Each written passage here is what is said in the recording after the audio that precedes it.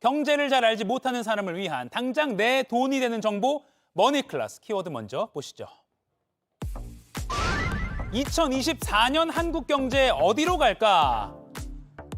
와, 벌써 12월, 이제 2023년이 한 달밖에 안 남았습니다. 올 한 해 우리나라 경제를 돌이켜보면 수출은 부진하고 물가는 계속 오르고 살림살이는 점점 팍팍해지고 고난의 연속이었다고 볼 수 있을 것 같은데요. 과연 내년 경제는 좀 나아질까 궁금해집니다. 2024년 우리나라 경제 흐름을 물가, 금리, 주식, 부동산으로 나눠서 빅픽처 큰 그림 그려보고요. 돈을 버는 최고의 방법은 무엇일지 알아보겠습니다. 경제 빅픽처를 그려주시는 분이죠. 김광석 한양대 겸임교수와 얘기 나눠보겠습니다. 안녕하세요. 안녕하세요. 작년 이맘때였네요. 교수님과 이제 2023년 한 해를 전망해보고 많은 분들이 공감을 하셨는데 내년 경제도 듣기 위해서 이렇게 좀 추운 날 모셨습니다. 네. 단도직입적으로 여쭙겠습니다. 내년 경제 올해보다 나아집니까? 굉장히 죄송한 표현입니다. 말하지 마세요, 그러면. 말하지 마세요. 알겠습니다. 너무 죄송합니다만 예. 올해도 어려웠는데 아. 내년은 더 어려울 것이다. 예. 제가 작년에도 23년 경제 전망서를 쓰면서 올해가 정말 어려울 것이다. 내피배 시대라고 표현했었죠. 궁핍함을 견디는 맞아요. 내피배 시대. 그런 시대에 맞고요. 근데 안타깝게도 내년 경제는 이렇게 산을 올라왔는데 다 올라온 줄 알았는데 또 오르막인 거예요. 아하. 겨울이 지나 봄이 올 것 같았는데 또 겨울 지나 겨울인 거죠. 네. 그러니까 그만큼 이 고물가, 고금리, 저성장이 장기화되면서 참 어렵다라고 느끼는 그런 한 해가 되지 않을까. 죄송한 표현이지만 예. 의견을 드리겠습니다. 그리고 고물가 속에 경기 침체가 우려된다는 말도 있죠. 네, 맞습니다. 올해 경제를 좀 정리한다면 고물가와 고금리. 그러니까 고물가가 등장했고 그 고물가를 잡기 위해서 고금리로 대응했던 23년 경제는 그래서 인플레이션 시대 어려웠던 경제. 네. 근데 2024년은 2023년에 그 물가를 잡았어야 되는데 잡지 못하고 그 고물가가 그대로 옮겨지는 거예요. 여전히 고물가인 거예요. 그러니까 이 고물가의 충격이 여전하고 그 고금리의 역습으로 경기 침체가 찾아오는 거죠. 그래서 고물가를 동반한 경기 침체를 우리는 스태그플레이션이라고 합니다. 스태그플레이션. 그래서 24년 경제는 스태그플레이션, 그러니까 고물가를 동반한 경기 침체. 안 좋은 것끼리 만난 거죠. 그래서 23년 경제보다 24년이 더 힘들 수 있다. 이렇게 의견을 드리겠습니다. 고물가 속에 경기 침체까지 겹치는 스태그플레이션의 한 해가 될 것이다. 내년은 슬픈 소식인데 그래도 좀 계속 전망을 해보겠습니다. 특히 물가 때문에 올해 물가 얘기 정말 많이 했어요. 장 볼 때 한숨 팍팍 쉬는 분들도 많았는데 내년엔 물가가 좀 잡히겠습니까? 어떻게 보세요? 자, 말씀드린다면 물가는 안 잡힙니다. 여전히 고물가입니다. 물가 상승률이 다소 떨어질 수는 있지만 여러분이 체감하시는 물건의 가격은 절대 떨어질 리 없습니다. 그러니까 작년, 올해 계속 물가가 올랐는데 거기서 또 한 번 물가가 내년까지 오르는 고물가 기조가 유지됩니다. 자, 그러면은 이 고물가라는 숙제가 24년에도 계속 남아 있을 텐데 이게 결과적으로 경제에 어떤 영향을 미칠지를 생각을 해봐야 되거든요. 이 자료를 좀 보시면 이 고물가는 결과적으로 가계의 소비를 위축시키겠죠. 그렇죠. 물건 비싸니까 소비를 아껴요. 외식 소비를 특히 아낍니다. 기업들은 판매가 줄고 정부는 세수가 줄어요. 기업이 돈을 못 버니까 세금을 못 내니까 그렇습니다. 가게도 소비 안 하니까 기업도 돈을 못 버니까 법인세, 소득세, 소비세 다 줄어듭니다. 근데 또 역시 고물가를 잡기 위해서 여전히 고금리를 유지하는 거예요. 고금리를 유지하다 보면 자연스럽게 가계에는 이자 부담이 가중돼요. 그러니까 소비할 수가 더 없죠. 기업들은 신규 투자를 또 할 수가 없죠. 그러니까 실물 경제는 이러나 저러나 안 좋게 전개된다. 이렇게 볼 수 있겠고요. IMF의 경제 전망 보고서를 가지고 여러분께 경제가 어떤 상황인지를 눈에 들여다볼 수 있을 만큼 설명해드리고 싶은데요. 세계 경제 성장률을 보면 2020년 팬데믹 경제 위기 왔죠. 나름 회복되는 줄 알았는데 23년 올해가 3.0%, 내년은 2.9%, 올해보다 내년이 더 안 좋을 것이다라고 IMF가 경고하고 있고요. OECD 경제 전망 보고서도 엊그저께 발표됐는데 올해를 2.9%, 내년을 2.7%, 역시 올해보다 내년이 더 안 좋을 것이다라고 경고하는 메시지는 일관되게 여러 국제기구들이 발표하고 있는 상황입니다. 역시 한국 경제도 올해 지독하게 안 좋았는데 내년 경제도 그렇게 좋지 못한 오히려 세계 경제의 흐름보다도 밑도는 그런 흐름이 유지될 것이다. 이렇게 가정하시면 도움이 되겠습니다. 그렇군요. 어제 또 한국은행이 내년 성장률 원래는 2.2% 예측했다가 0.1%포인트 낮췄다는 것도 오늘 아침 신문 기사로 많이 나오더라고요. 네, 종전에 봤던 것보다도 예. 내년 경제가 좀 더 어두울 것이다 라는 전망이 또 우세한 것이죠. 그렇군요. 거시적으로 하나만 더 짚어보면 네. 지금 뭐 러시아 우크라이나 전쟁 계속되고 있고 뭐 중동도 좀 불안정하고 맞습니다. 이런 것도 좀 영향이 있다고 봐야겠네요. 자, 이런 문제는 중동 불안은 곧 국제 유가에 대한 불안. 예. 그러니까 중동 불안이 만약에 확전되거나 이란이 참전하거나 우리가 원하지 않는 방향으로 전개된다면 국제 유가가 언제든 다시 치솟을 수 있어요. 예. 그럼 고물가를 또 만들죠. 그러면 우리는 안도했어요. 금리 인상 없을 거라고. 네. 근데 그 안도감을 또 불식시키는 다시 금리 인상하는 그러니까 아하. 경기의 악순환을 가져다주는 요인이라고 볼 수 있겠습니다. 네.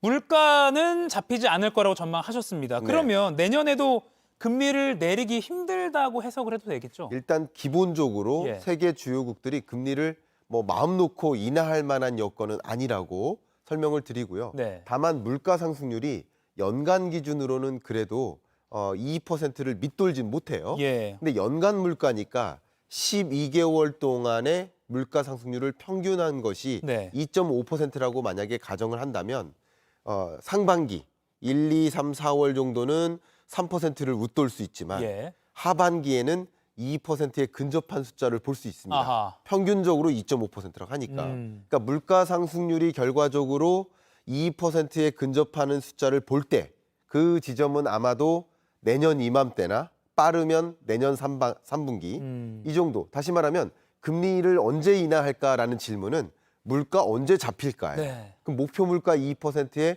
부합하는 지점이 언제일까? 네. 그러니까 빠르면 3분기, 늦으면 4분기 이렇게 가늠하시면 도움이 되겠습니다. 네. 그 지점에 기준금리를 인하할 여건이 형성된다. 이렇게 설명드릴게요. 미국과 한국 기준금리 한번 살펴볼까요? 네. 여기 지금 자료가 준비되어 있는데요. 그렇습니다. 차이가 역대 최대로 벌어지고 있는 건 당연하고요. 네네. 그러니까 이런 격차가 벌어져 있기 때문에 네. 우리나라 사정만 보고 금리를 먼저 인하하기가 좀 부담스러워요. 더 벌어질 테니까. 그렇죠. 예. 그러니까 미국의 금리 인하 시점이 찾아올 때쯤에 네. 우리도 금리 인하할 만한 여건이 조성되면 네. 그때서 금리를 같이 인하할 수 있는 그런 상황이라고 볼 수 있겠습니다. 그렇군요. 아무튼 물가를 잘 살펴봐야 한다. 그 물가가 떨어지는 시기가 내년 3분기 정도, 네. 가을 정도라고 네. 예측할 수 이르면 있다. 3분기, 이르면 3분기 네, 정도. 늦어지면 이맘때, 네. 내년 이맘때 이렇게 보십니다. 알겠습니다. 자, 지금 김광석 교수님과 내년 경제 총 전망해보고 있습니다. 지금 그러면 이 방송 보시는 시청자분들이 궁금해하실 만한 게 이 자산 관리 어떻게 해야 되나? 네. 근데 투자 어떻게 해야 되나? 이거거든요. 그럼 네. 실질적으로 좀만 더 들어가 보겠습니다. 먼저 주식. 네. 내년에 경제 어렵다고 말씀하셨으니까 네. 주식 투자도 어려울까요? 어떻게 될까요? 제가 이 말씀 좀 강조해 드릴게요. 예. 여러분, 실물 경제적 현상과 자산 시장, 자본 시장에서 나타나는 현상은 네. 전혀 다른 겁니다. 자, 왜 그러냐면 2020년 팬데믹 경제 위기 때 경제 지독하게 어려웠거든요. 네.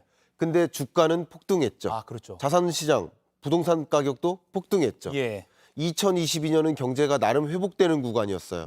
근데 그때 주가가 무너졌죠. 집값도 폭락했죠. 그러니까 실물 경제가 어렵다는 현상은 규모 면에서 소비 규모, 투자 규모, 수출 규모가 위축된다는 뜻이고요. 네. 근데 돈의 이동에 따라서 자산 시장의 가격이 형성되는 거거든요. 예. 근데 자산 시장을 볼 때는 주식 시장을 포함해서 자, 10월부터 말이죠. 네. 세계 81개 중앙은행들의 금리 인상 숫자와 금리 인하 숫자를 비교해 보면 네. 10월부터 바로 지지난달부터 금리 인하 숫자가 더 많아지기 시작했어요. 그래요. 인하한 국가가. 그렇죠. 그러면 이걸 어떻게 해석할 수 있느냐? 금리 인상, 긴축적 통화 정책의 시대에서 이제 완화적 통화 정책의 시대로 건너가긴 건너갈 텐데 지금 이 순간이 어쩌면 변곡점에 해당된다. 네. 이제 완화의 시대를 맞이하는 변곡점에 찾아온다. 예. 그러면 우리가 유념할 게 뭘까요? 이제 돈이 다시 시장으로 유입되는 국면이겠구나. 예. 근데 특히 어떨 때 유입될까요? 기준금리를 인하할 때 유입될까요? 아닙니다. 주식시장은 굉장히 중요한 요소가 선행한다. 선행성. 미리 내다보고. 미리 내다보죠. 예. 그러니까 우리가 이런 자리가 필요한 것인데 아하. 사실은 말씀드려보면 앞으로 금리를 인하할 거야. 아마도 3분기쯤에는 인하할 수 있어. 예. 라는 생각이 있으면 지금이나 또 24년 봄쯤. 1분기 봄쯤이면 어떤 생각을 할까? 곧 금리 인하할 거야. 그래, 맞아요. 라는 그게 뭡니까? 기대감이에요. 그러니까 실물 경제적으로는 고금리가 오래 지속되니까 그게 부담이 돼서 어렵지만 자산시장, 자본시장은 곧 금리 인하할 거야. 이제 금리 인상은 끝났어. 이게 뭐죠? 공포감이 사라지고 금리 인하에 대한 기대감이니까 그 기대감으로 이제 주식 보유 비중을 늘리자 하면서 돈의 이동이 있는 겁니다. 그러니까 주식 가치는 오히려 상승하는 흐름을 가져갈 수 있겠다. 이렇게 비교해서 좀 구분해서 이해하실 필요가 있겠습니다. 지금 해주신 말씀을 이렇게 좀 간략하게 정리해 본 겁니다. 그러니까 금리가 떨어질 거야라고 하면 주식시장으로 돈이 몰리는 거죠. 기대감 때문에. 그럼 불확실성은 어떻게 되는 건가요? 뭐 해소가 된다고 봐야 되나요? 그렇죠. 왜냐하면 금리 인상에 대한 불안감, 이게 불확실성이거든요. 근데 금리 인상에 대한 불확실성이 상당 부분 해소되고 있죠. 그러니까 이제 불확실성이 해소되니까 적극적으로 공격적 투자를 해도 되는 상황으로 우리는 연출되는 거예요. 시대가 바뀌는 거죠. 계속 완화의 시대냐 긴축의 시대냐 그리고 또 완화의 시대로 조금씩 건너가는 국면인 것이죠. 그러니까 뭐 김광수 교수님 계속 말씀하시지만 선행한다는 거에 포인트를 주면 될 것 같습니다. 그러니까 아까 그렇습니다. 금리가 내려갈 것 같은 게 이르면 내년 가을쯤이라 하셨으니까 발 빠른 분들은 지금쯤 아니면 봄쯤에는 벌써 이제 좀 시기를 보실 수 있겠네요. 그렇습니다. 선행한다는 점 기억하겠습니다. 자, 주식 살펴볼까요? 다음 부동산 시장은 어떻게 될까요? 네, 여러분들도 이제 부동산 시장 관점에서 관심이 많으실 텐데요. 부동산 시장을 여러분이 지켜보실 때 역시 부동산 시장의 개념은 실물 경제랑 달라요. 실물 경제는 역시 GDP 규모가 얼마나 늘어나냐, 줄어드냐. 근데 부동산 시장에 대한 관심은 뭐예요? 매매 가격 아닙니까? 그렇죠. 아파트 매매 가격이 올라가냐 떨어지냐. 전혀 다른 관측이에요. 실물 경제가 어두워도 돈의 이동이 부동산 시장으로 일어나면 부동산 시장은 호황일 수 있는 거예요. 근데 역시 부동산 매매 가격은 무엇에 의해 결정될까요? 수요와 공급. 그럼 수요와 공급의 결과물을 볼 수 있어요. 그 대표적인 잣대가 미분양 주택 건수입니다. 그래프를 한번 보여드리도록 하겠습니다. 전국 미분양 아파트 건수를 보면 23년 2월 기준에 7만 5천 호로 정점을 찍어요. 사실 22년 10월부터 23년 2월까지 미분양 주택이 급격히 쌓이는 동안 이때 집값이 떨어진 거예요. 반대로 미분양 주택이 정점을 찍고 이제 6만 호 수준의 어떻게 보면 기준선이에요. 정부도 6만 호가 기준이라고 하잖아요. 그 기준선으로 진입하면서 집값이 다시 상승 반전했던 거예요. 근데 최근 들어서는 좀 조정세 혹은 관망세로 전환됐죠. 그것은 다시 미국 10년물 국채 금리가 뛰거나 중동발 불안이나 이런 일 때문에 그래서 시중금리가 치솟으니까 다시 관망세로 전환된 것인데 결과적으로 이 미분양 주택 건수를 보시면서 의사결정을 하셔야겠지만 제가 판단하기에는 지금 5만 8천 호에서 6만 2천 호 사이를 계속 오르락 내리락 할 가능성이 높습니다. 다시 말씀드리면 24년 부동산 시장은 일단 기본적으로 보합에 가까운데 강보합과 약보합을 오르내릴 것이라고 보고 있고요. 저희 경우에는 어쨌든 시중금리가 점차 하락하는 국면으로 가기 때문에 이제 완만한 강보합, 강한 상승세라고 보진 않지만 강보합에 가까운 흐름을 나타내지 않을까 하고 24년을 전망하고 있습니다. 막 극적으로 부동산 아파트 가격이 막 오르 이런 거는 아닐 거다라고 보시는 거죠. 아닙니다. 그리고 수도권이랑 지방 비대칭도 사실 시청자분들이 전국에도 많이 계시기 때문에 그 상황은 좀 어떻게 될까요? 좀 비대칭이 심해질까요? 너무 중요한 말씀인데 다른 일이 없다 하더라도 인구 구조적으로 봤을 때도 비대칭화는 전개됩니다. 그러니까 지방 소멸 위험 도시가 계속 늘어나는데 다 안타깝지만 비수도권의 군소도시들이에요. 그리고 이 경기도권으로는 인구가 계속 편입됩니다. 인구의 이동인 거예요. 구조적으로도 이 수도권의 경우에는 수요가 늘어나는 국면입니다. 근데 더 중요한 것은 현 정부의 부동산 정책 기조. 그게 뭡니까? 신도시 건설. 얼마 전에도 뭐 택지, 신규 택지 발표했고요. 그럼 신도시 건설이 집중되는 지역이 어디예요? 또 수도권. 수도권이니까. 그리고 신도시들과 서울의 직주 근접성을 강화하는 GTX 개발이라든가 이런 것들. 그러니까 이런 여러 가지 호재들도 수도권에 집중되고 있기 때문에 수도권과 비수도권 간의 비대칭화라는 것은 계속 전개될 것이다. 이 그림을 그리시면서 부동산 시장에 대한 판단을 하시면 어떨까 의견을 좀 드리고 싶습니다. 격차는 심해질 걸로 본다. 자, 마지막 질문 드리겠습니다. 그러면 내년 경제 상황에서 아까 그 언덕 그림이 너무 저는 좀 뼈 아팠어요. 다 올라온 줄 알았더니 더 남았네? 요거라고 지금 말씀하셨습니다. 그런 내년 경제 상황이 전망된 상황에서 우리는 어떻게 대비하고 내 돈을 어떻게 투자하면 될지 마지막으로 조언 좀 해주시죠. 방금 말씀드렸던 것처럼 실물 경제는 굉장히 어렵습니다. 스태그플레이션입니다. 최악이죠. 그러나 자산 시장 관점에서는 돈의 이동을 관찰하시면서 어떤 종류의 자산 가치가 올라갈까를 그림 그리시면서 적절한 그 투자 의사결정, 재테크 의사결정 하시면서 이겨내십사 하는 조언을 드리고 싶습니다. 네, 스태그플레이션의 한 해가 될 것이다. 자, 마무리하기 전에요. 오늘도 두 분 뽑아서 영화 예매권 2매씩 드리는 퀴즈 나갑니다. 경기 침체와 인플레이션을 합성한 신조어로요. 경제 불황 속에서 물가 상승까지 동시에 발생하는 상황을 무엇이라고 할까요? 1번 슈링크플레이션, 2번 스태그플레이션, 3번 밀크플레이션.